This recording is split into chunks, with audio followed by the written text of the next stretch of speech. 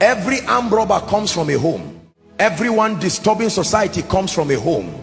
Every champion who is affecting society positively comes from a home. Family is the bedrock of every society. It's often said that charity begins at home. It is not only charity that begins at home. Anything begins at home, good or bad. Discipline begins at home. Productivity begins at home. Responsibility begins at home. Family life is very important. There is a reason why God designed family life the way it is.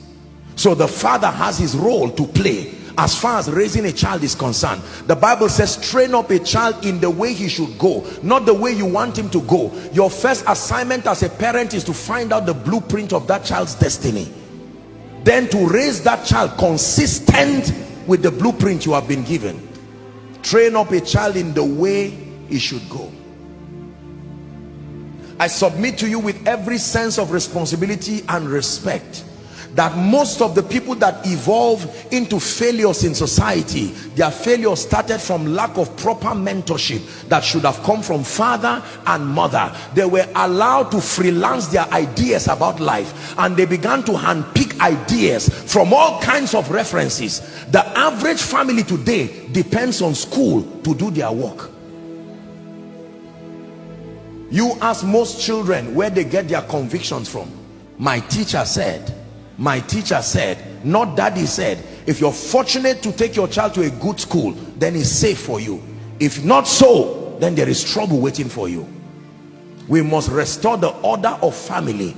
Let the child start learning how to pray from home. Let the child start learning how to give from home, not by the father giving instruction. Train means lead the way. You know how a train moves? A train moves in coaches. So when the Bible says train up a child, it means do it, let him see, not just tell him to do it. Children are not good listeners, but they are good imitators.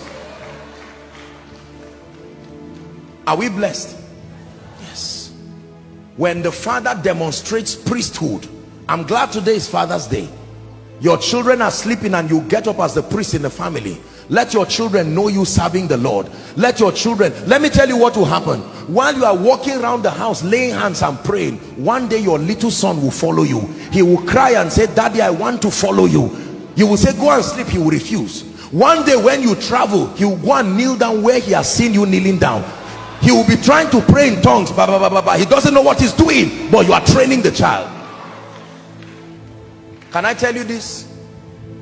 We can transform society when we begin to bring the value system of the kingdom in family. By the time the children are watching daddy and mommy fighting, insulting themselves, tearing themselves, by the time the children witness irresponsibility from the father, always flogging them back home as a result of school fees, and yet they see the father celebrating ceremonies every two months with an amount that is 10 times the school fees. There is a subliminal message you are giving that child. Once he becomes a teenager, he embraces rebellion with joy. He keeps that vendetta and waits until he is empowered. Then he will come back with a revenge mission. May God help Christian families to be true representations of not just godliness, but responsibility and productivity. Otherwise, let me tell you this, one generation of neglect is all we need, and we will recycle ourselves back to societal decadence. I'm sorry to say it, and I don't mean to insult you, but have you checked the last time, have you checked our children and our little ones, and have you seen the level of disdain they have towards the things of God? Growing up, if visitors come to your house and you don't greet, they won't flog you, but you can know what will happen later on, not by prophecy. There are coded looks, languages that already inform you of what is waiting by non-compliance. I'm not talking of being abusive. If they gave you money, you will thank the person and hand it over immediately.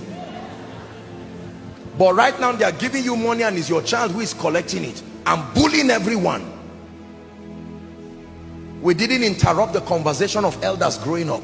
No, if elders come, you go and sit down, you greet them and sit quietly. Now you can be discussing serious things and a child will come and play and be slapping you and the parents are laughing. Discipline is part of love. We must restore discipline. And hear me please, if for any